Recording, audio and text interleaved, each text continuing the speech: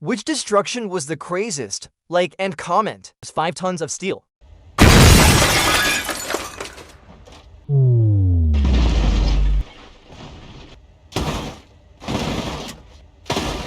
Repair bill $300,000. For $150,000, Rolls-Royce versus 10 tons of steel.